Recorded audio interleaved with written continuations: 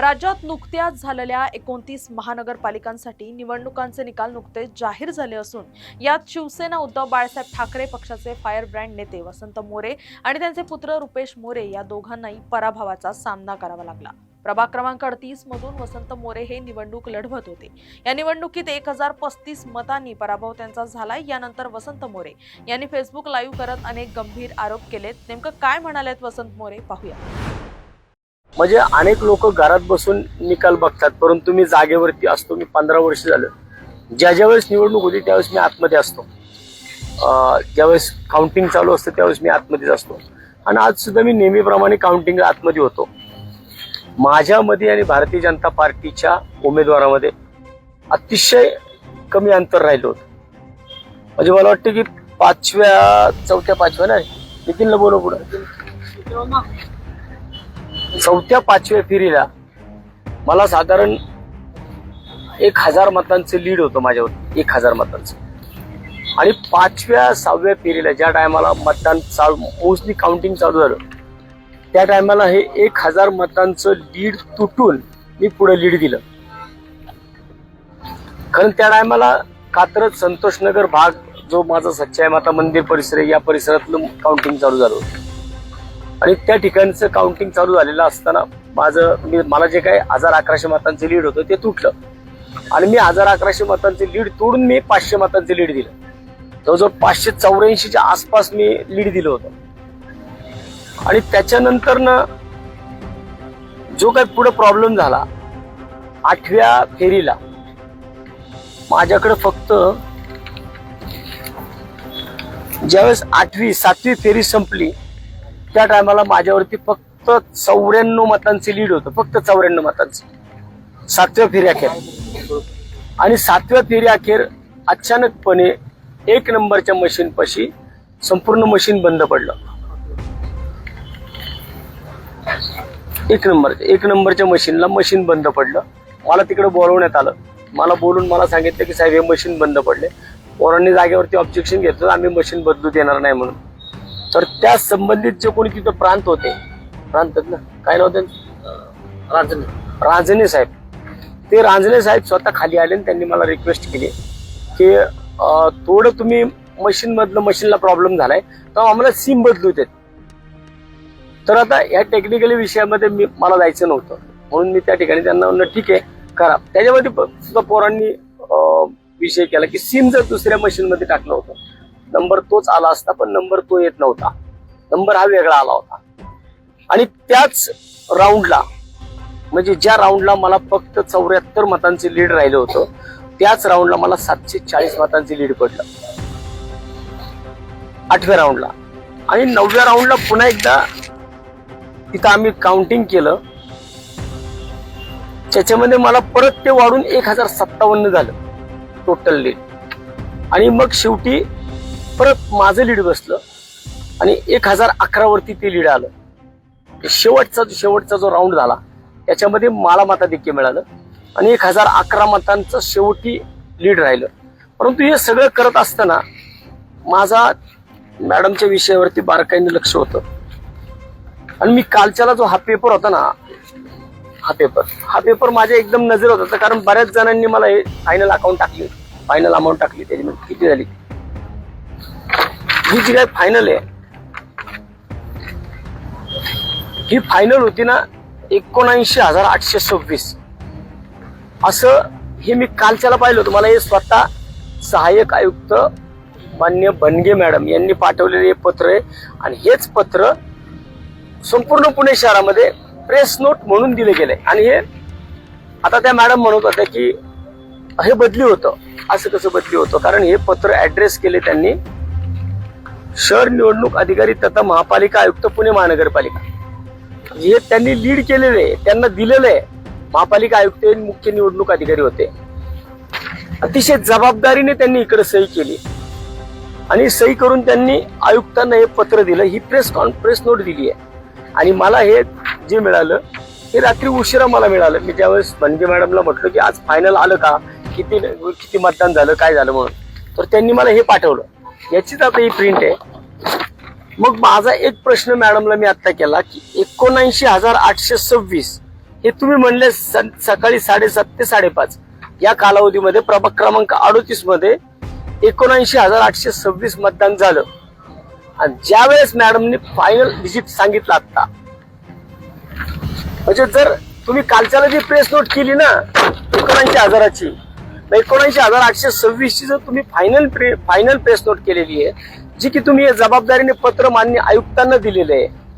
आयुक्त हेच मुख्य होते त्याच्यामध्ये ना, निवडणूक अधिकारी म्हणून. इथं यांना जो तुम्ही 79,826 पत्र दिलं आणि ज्या टायमाला मॅडमनी शेवटचा आकडा, मी मुद्दामून एकदम मी नितीनला सांगितलं होतं की माझ्या लक्षात आलं की काहीतरी आकड्याला घोळ होतोय. कारण त्यांनी अचानकपणे मला जो आकडा सांगितला होता तिथं, म्हणजे जो माईकवरती सांगितला त्यांनी,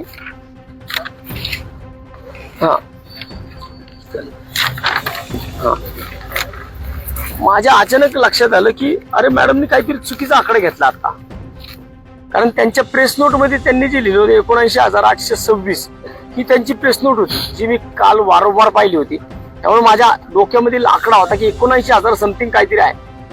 थोडं थांब रे, 79,826 असा काहीतरी आकडा आहे, एवढं मी काल मला वाचलं होतं अनेकदा. आणि अचानकपणे मॅडमने सांगितलं की फायनल आकडा 78,719 झाला. मी ते नितीनला लिहून गेले, आता काहीतरी यांनी वेगळं काहीतरी बोलले, आकडा जो सांगितला ना तो त्यांनी चुकीचं सांगितलं काहीतरी. जर कालच्याला प्रेस नोट 79,826 झाली, तर मग आज फायनल आकडा त्याच्यामध्ये सुद्धा 78,719 कसा काय येतो? 1,035 मतं ही याच्यामध्ये वाढलेली दिसतात. तर मी 1,011 मतांनी पराभूत झालोय. जर मतदान कमी कसं झालं? तुम्ही जी प्रेस नोट दिलीये ती 79,826 ची दिली आहे कालच्याला. समजा आम्ही असं समजू शकतो की संध्याकाळी 5:30 नंतरनं मतदान वाढलं. आता तो नंतरचा टेक्निकली विषय की 16% कसं काय वाढलं, काय वाढलं, कारण शेवटच्या 2 तासामध्ये मतदान एकदम 16% वाढलंय. एकदम 16% जर मतदान वाढलं तर तो नंतर टेक्निकली वाद आहे, काय केलं काय नाही केलं मला त्याच्यात जायचं नाही. परंतु जर तुम्ही 79,826 हा आकडा काल फायनल कमिशनरांनी दिलाय, आयुक्तांना पत्र दिलंय, मग तो आता तुम्ही बोलताना 78,719 कसं काय होतो? आणि तो त्यांनी लिखित स्वरूपात दिलाय मला. आणि त्याच्यामध्ये एक विषय अजून एक होतो, याच प्रभागामध्ये 36 खालचा काढतो. आता याच प्रभागामध्ये जिथं आमचा निकाल होता त्या ठिकाणी 3 प्रभागांचे निकाल होते. तर 3 प्रभागांच्या निकालामध्ये प्रभाग क्रमांक 36 फायनल सांगा त्यातला प्रभाग क्रमांक 36 प्रभाग क्रमांक 36 याच्यामध्ये त्यांनी जो कालच्याला प्रेस केली होती, ही तीन प्रभागांची प्रेस आहे. परत एकदा सांगतो, 3 प्रभागांची प्रेस आहे, 36, 37 आणि 38. या प्रभाग क्रमांक 36 मध्ये जर त्यांनी आकडेवारी दिली आहे एकूण 44,264, किती? 44,264 ही आकडेवारी त्यांनी दिलेली आहे. आणि या ठिकाणी याच प्रभाग क्रमांक 36 मध्ये 44,344. प्रेसला तुम्ही देता 44,264 आणि इथं वाढवून आकडा येतो 44,344. बरं, तो काय 150 मतांचा फरक आहे. पण त्याच्यानंतर प्रभाग क्रमांक 37, प्रभाग क्रमांक 37 मध्ये 37,427, 37,427 हा आकडा त्यांनी फायनल दिलाय प्रेस नोटला. आणि या ठिकाणी 37,508 हा आकडा आलाय त्यांचा आता. म्हणजे हा 100-150चा फरक आहे 37, 36 आणि 37 मध्ये. पण माझ्या प्रभागामध्ये हा 1,035 मतांचा फरक कसा काय झाला, कमी झाला? म्हणजे इथं मतदान वाढलंय, या 2 ठिकाणी मतदान वाढलंय 150-200 पण माझ्या इथं मतदान 1,035 मतांनी कमी झालंय. की आम्हाला गणितच कळालं नाही की मतदान कमी कसं काय होतं. कारण 5:30 नंतर जर तुम्ही सांगितलं 5:30 पर्यंतची आकडेवारी आहे, ही आकडेवारी जर 5:30 पर्यंतची असेल तर ती नंतर वाढली पाहिजे ना. पण ती वाढणार न वाढता ती तुम्ही अशा प्रकारे त्याची प्रेस नोट केली. आणि प्रेस नोट केल्यानंतर सुद्धा इथे एक प्रॉब्लेम दुसरा असं झाला,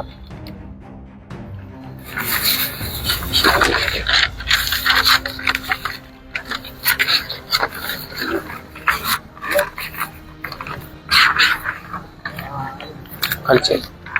हा आता याच्यामध्ये ज्या वेळेस 7 नंबरचा राऊंड चालू होता, 8वा राऊंड चालू झाला, 8वा राऊंड चालू झाला त्या टायमाला मला फक्त 94 मतांचं लीड राहिलं होतं, फक्त 94 मतांचं. अजून 9वा आणि 10वा हे 2 राऊंड, 8वा 9वा 10वा 3 राऊंड शिल्लक राहिले होते. म्हणजे 7व्या राऊंड पर्यंत मला फक्त 94 मतांचे लीड राहिलेलं होतं. आणि ही त्यांची आकडेवारी आहे, ही माझी नाहीये.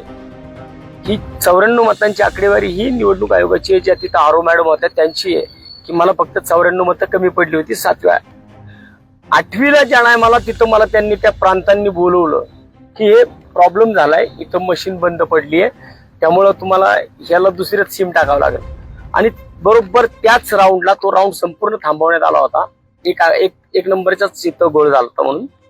तर त्याच्यानंतर बरोबर मला त्या राऊंडला 8व्या राऊंडला मला 740 मतांचं लीड पडलं.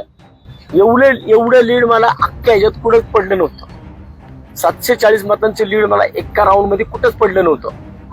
हे पहिल्यांदाच मला राऊंड 8व्या नंबरच्या राऊंड मध्ये मला 740 मतांचं लीड पडलं. त्याच्यानंतर ते लीड दुसऱ्या राऊंडला पण अजून वाढलं, 350 मतांनी ते लीड वाढलं. तर ते 1057 झालं 9 राऊंड पर्यंत. आणि 10व्या राऊंडला जेव्हा जो फायनल राऊंड होता, त्या फायनल राऊंड मध्ये मी पुन्हा एकदा जवळजवळ 50 ते 60 मतांनी ना 45 मतांनी मी परत आघाडीवरती गेलो. सांगायचं हे एवढंच आहे की अशा प्रकारे जर निवडणुका होणार असतील ना, तर मग चांगली लोक राजकारणात राहणार नाहीत. आज या ठिकाणी जर आपण पाहिलं, मला वाटते हा जो मी काही संशय व्यक्त करतोय हा सगळ्याच उमेदवारांनी घेतला पाहिजे. कारण मला वाटते सगळेजण आपले हारलो पडलो म्हणून निघून गेले होते बाहेर. लीड पण तशाच प्रकारचं होतं प्रत्येकाला, पण माझं तसं नव्हतं. माझ्या जनतेवरती पूर्णपणे विश्वास होता. मला माहिती होतं की मी मशीन सुद्धा हरवू शकतो, परंतु शेवटी मशीननीच घात केला. आणि शेवटच्या 8व्या 9व्या 10व्या या राऊंड मधल्या मशीन बंद पडल्या. आणि 2 मशीन त्याच्यामध्ये एक नंबरच्या ह्याच्यावरती आणि 4 नंबरच्या ह्याच्यावरती ज्या 2 मशीन होत्या त्या 2 मशीन बंद पडल्या. आणि डायरेक्टली या मशीन बंद पडल्यानंतर त्या मशीन मधलं सिम काढून दुसऱ्या मशीन मध्ये टाकलं आणि त्या मशीन चालू केल्या. त्यामुळे हा सगळा घोळ झालाय. माझा फक्त निवडणूक आयोगाला आणि आयुक्तांना असेल किंवा समथिंग अजून जे कोणी असतील त्या सगळ्यांनाच माझा प्रश्न आहे की सगळ्या उमेदवारांनी ह्या गोष्टीकडे नीट पाहिलं पाहिजे. कारण एखाद्याचं आयुष्य 5 वर्षांनी मागे जातं, बाकी काही नाही. कारण एक तर पहिली 4 वर्ष विना निवडणुकीची काढली होती, तरी सुद्धा काम करत होतो आम्ही. आणि आज जे काही झालं, ज्या गोष्टी झाल्या त्या आम्ही स्वीकारल्या. असंच सुद्धा काही पुण्याच्या चुका झाल्या असतील, गाववाल्यांच्या चुका झाल्या असतील, त्याच्यामधून 2-3 उमेदवार एका ठिकाणचे आले, 50,000 मतं तिघांमध्ये विभागली गेली, म्हणून या सगळ्या गोष्टी. पण ही जी काय आकडेवारी आहे ना, ती आकडेवारी घातक की 1035 मतं माझी कमी होतात एका राऊंड मध्ये. सगळ्या राऊंड मध्ये मिळून 1035 मतं कालच्या प्रेस नोट मध्ये कमी होतात आणि 1011 मतांनी बरोबर माझा पराभव होतो. हे कुठेतरी मनाला चटका लावणारा विषय. म्हणून म्हटलं की मी आतापर्यंत सगळ्या गोष्टी तुमच्या संग शेअर करत आलो, या पण गोष्टी शेअर केल्या पाहिजे. आता याच्यामध्ये मला जो काही कायदेशीर बाबी ज्या करायच्या ते मी आता इथून पुढे एखादा कायदेशीर सल्लागार घेऊन याच्यामध्ये जे काही मला करायचं असेल निवडणूक आयोगाच्या विरोधामध्ये, आयुक्तांच्या विरोधामध्ये, मी ते करेल. परंतु माझी सगळ्याच कार्यकर्त्यांना एक हात जोडून विनंती आहे, कृपया कुणी इतर ठिकाणी ज्या गोष्टी झाल्या त्या गोष्टी कुणी करू नये, कुणी त्या भानगडीत पडू नये. जे जिंकले ते जिंकले.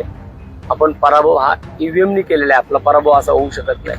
कारण 1011 मतं आणि 1035 मतं हे जे काही प्रॉब्लेम आहे ना, हा 1035 मतं मला बरोबर माझी कमी होतात सगळ्या मशीन मधली आणि 1011 मतांनी माझा पराभव होतो.